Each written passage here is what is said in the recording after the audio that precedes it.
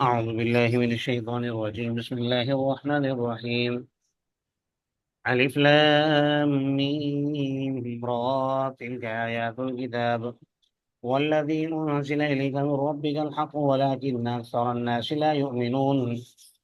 الله الذي رفع السماوات بغير عمد ترونها ثم استوى على العرش وسخر الشمس والقمر كل يجري لأجل مسمى يدبر الأمر يفسر الآيات لعلكم بلقاء ربكم توقنون.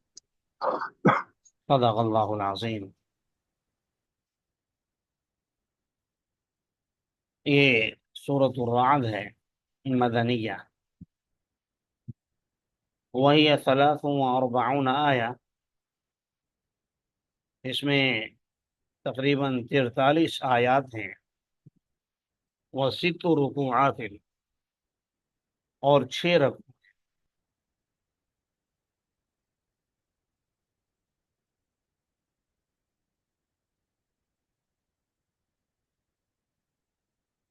اس سورت کا بنیادی مضمون تو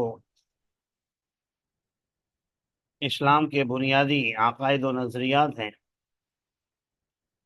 توحید، رسالت اور قیامت. اور ان 3 نظریات پر اور بنیادی عقائد پر جو اعتراضات ہوتے ہیں یا کیے جاتے ہیں، ان کا جواب بھی اس میں دیا گیا ہے. جیسا کہ گزشتہ صورت میں آپ نے آیت نمبر 105 میں پڑھا کہ اللہ تبارک و تعالی آسمان اور زمین پر قدرت کاملہ رکھتے ہیں، اور اس کی بہت سی نشانیاں وحدانیت پر ہر طرف پھیلی ہوئی ہیں. اگر انسان اس میں غور و فکر کرے تو ہر نشانی اسے پکار پکار کر بتاتی ہے کہ اللہ ایک ہے، مجھے بنانے والا ایک ہے. تو اس صورت میں پھر ان آیات کی تفصیلات کو بیان کیا گیا ہے، ان نشانیوں کو کھول کھول کر واضح طور پر بیان کیا گیا ہے. ساتھ ہی ساتھ ایک اضافی بات یہ بھی بتلائی گئی ہے کہ اس کائنات کو بنانے کا مقصد کوئی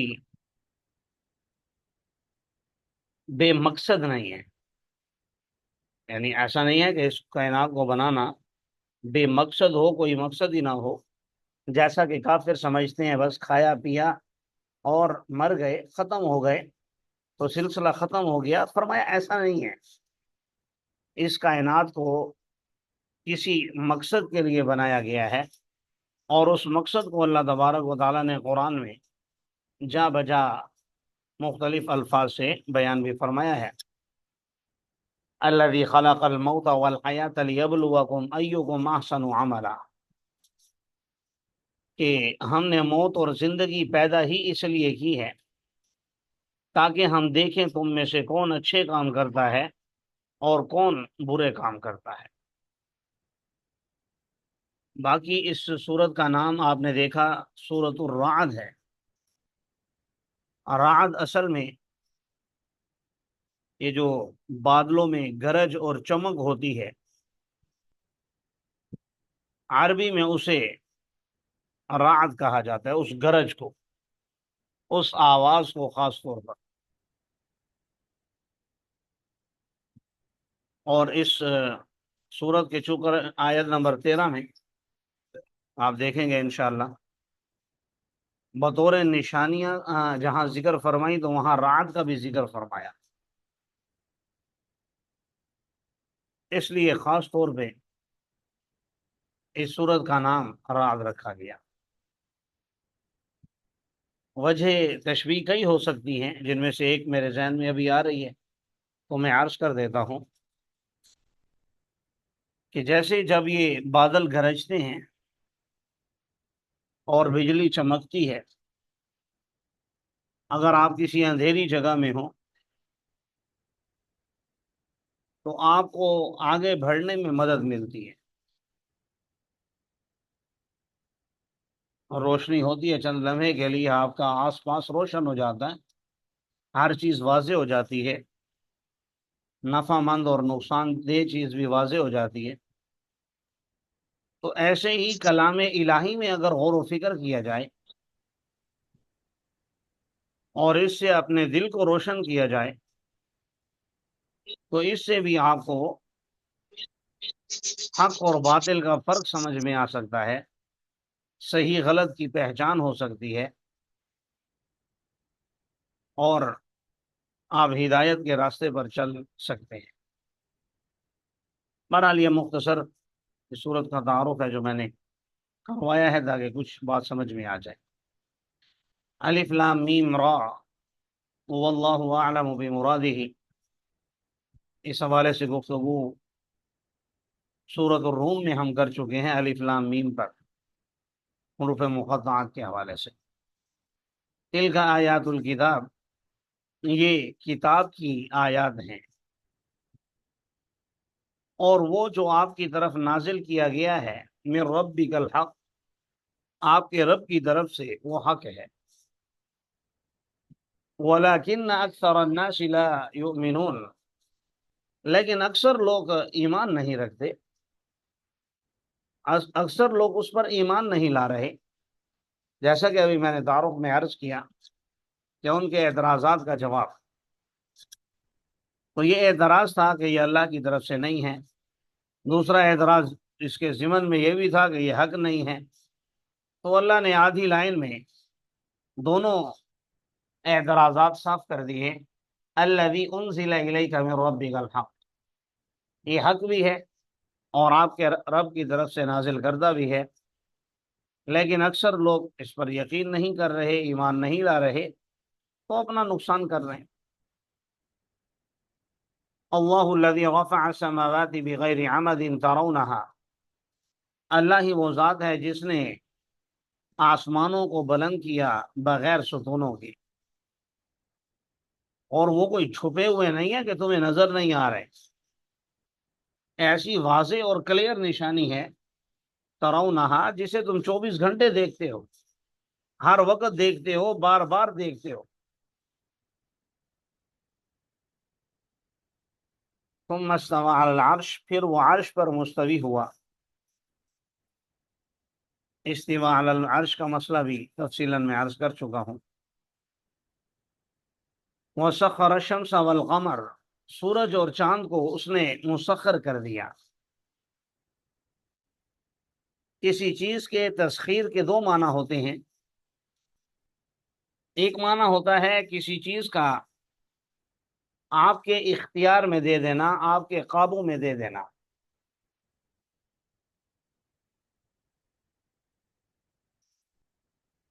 جیسے ہم سواری پر بیٹھتے ہوئے دعا پڑھتے ہیں، سبحان الذی سخر لنا ھذا، پاک ہے وہ ذات جس نے اس سواری کو میرے قابو میں کر دیا۔ وما كنا له مقرنین، حالانکہ اسے قابو میں کرنا میرے بس میں نہیں تھا۔ وہ ایک ہوتا ہے کسی چیز کا کسی کے تابع بنا دینا، ایک تسخیر یہ ہے، اور ایک تسخیر ہوتی ہے کسی چیز سے نفع حاصل کرنا، کسی چیز کا آپ کے لیے نفع مند ہونا۔ یہ دو معنی میں نے اس لیے ذکر کر دیے کہ عام طور پر جو معنی ذکر کیا جاتا ہے اس کے اعتبار سے دیکھیں تو سورج تو ہمارے لیے مسخر نہیں ہے، ہمارے قابو میں نہیں ہے، چاند بھی نہیں ہے، تو پھر دوسرا معنی یہاں پر آ جائے گا کہ ان دونوں چیزوں پر ہماری زندگی موقوف ہے، ہمارے احکامات موقوف ہیں، ہمارے معاملات انہی سے چلتے ہیں۔ اور اب تو آپ دیکھ لیجیے آدھے سے زیادہ پاکستان سولر پر آ گیا ہے، تو یہ سب شمسی توانائی کی برکات ہیں جو ہم حاصل کر رہے ہیں۔ بہرحال یہ بھی وسخر الشمس میں داخل ہے، سورج اور چاند کو اس نے مسخر کر دیا۔ کل یجری لاجل مسمى، ہر ایک چل رہے ہیں مدت متعینہ تک کے لیے۔ یدبر الامر یفصل الآیات لعلکم بلقاء ربکم توقنون، اللہ تبارک و تعالی تمام کاموں کی تدبیر کرتا ہے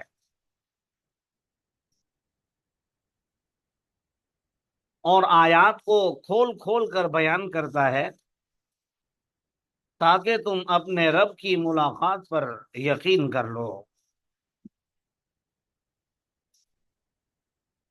اللہ جو یہ بار بار آیات کو ذکر فرما رہے ہیں تو ان کو بیان کرنے کا مقصد یہی ہے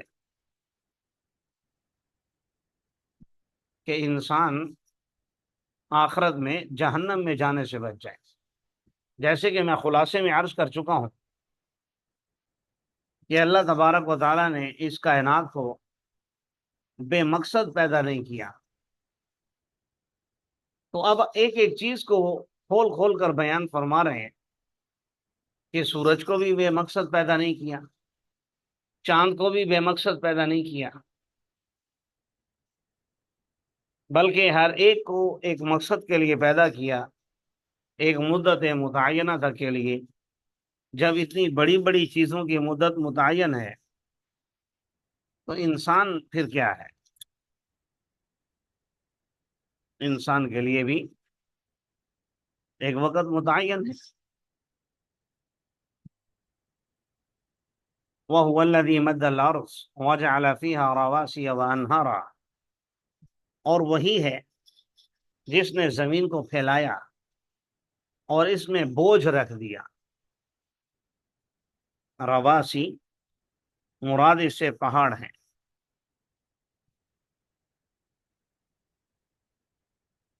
اور اس میں پہاڑ رکھ دیے اور نہریں اور ہر قسم کے پھل۔ وَمِن كُلِّ ثَمَرَاتٍ جَعَلَ فِيهَا زَوْجَيْنِ اثْنَيْنِ يُغْشِي اللَّيْلَ النَّهَارَ، اور ہر قسم کے پھل ان کے دو دو جوڑے پیدا فرما دیے۔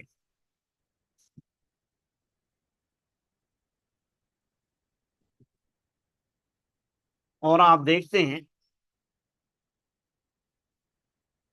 کہ وہ اللہ رات کو دن کے ذریعے سے ڈھانپ لیتا ہے، اور اس کے برعکس بھی، یعنی دن کو رات کے ذریعے سے ڈھانپ لیتا ہے۔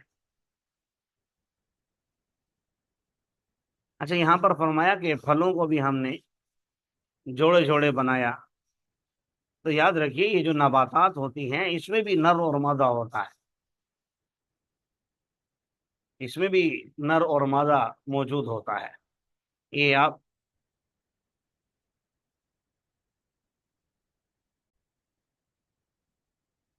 جی، تو میں عرض کر رہا تھا کہ نبی کریم صلی اللہ علیہ وسلم جب مدینہ منورہ میں تشریف لائے تو وہ لوگ درختوں میں پیوند کاری کیا کرتے تھے۔ نبی کریم صلی اللہ علیہ وسلم نے منع فرمایا کہ بھائی جو ملنا ہے وہ مل کر رہے گا، یعنی مؤنث اور مذکر کو یا جو بھی ان کے اعداد و شمار ہوتے ہیں ان کو آپس میں ان کا ملاپ کیا کرتے تھے۔ تو جب آپ نے منع فرمایا تو اس سال اناج کم ہوا، انہوں نے پھر حضور سے درخواست کی تو حضور نے فرمایا دیکھو بھائی یہ تمہارے دنیاوی معاملات ہیں، تو اس میں مشورہ دیتا ہوں، تو تم تو دیکھ لیا کرو تمہارا فائدہ کس میں ہے، جو تمہیں اچھا لگے اس کے مطابق کر لیا کرو۔ تو خیر قریب کے زمانے تک تو یہ کوئی نہیں مانتا تھا کہ نباتات میں بھی نر اور مادہ ہوتا ہے، لیکن اب جدید سائنس نے بھی اس چیز کو ثابت کر دیا ہے، مگر نہ قرآن نے تو 1400 سال قبل ہی اس چیز کو بیان کر دیا۔ زوجین اثنین یغشی اللیل النہار ان فی ذلک لآیات لقوم یتفکرون، یقیناً اس میں نشانیاں ہیں اس قوم کے لیے جو غور و فکر کرتے ہیں۔